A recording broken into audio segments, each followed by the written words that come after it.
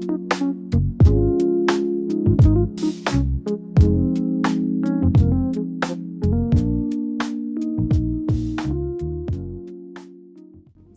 Morning friends.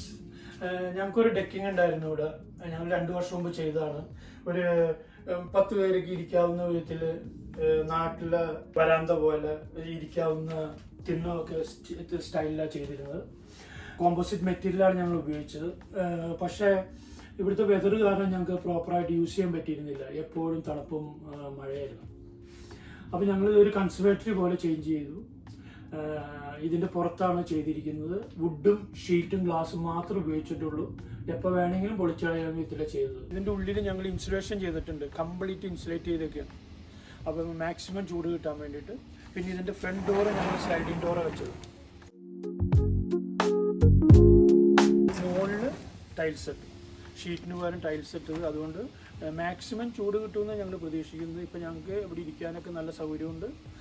ഇത് ചിലപ്പോൾ നിങ്ങൾക്ക് ഉപകരിക്കുമെന്ന് പ്രതീക്ഷിക്കും. കൺസർവേറ്ററിയുടെ പകുതി കോസ്റ്റ് ഇതിനായിട്ടുള്ളൂ. ഞാൻ ഇതിൻ്റെ ഫോട്ടോസെല്ലാം സ്റ്റെപ്പ് ബൈ സ്റ്റെപ്പുള്ള ഫോട്ടോസെല്ലാം വീഡിയോയിൽ കൊടുക്കുന്നുണ്ട്. ആർക്കെങ്കിലും ഉപകരിച്ചാൽ നന്നായിരിക്കും. Thank you.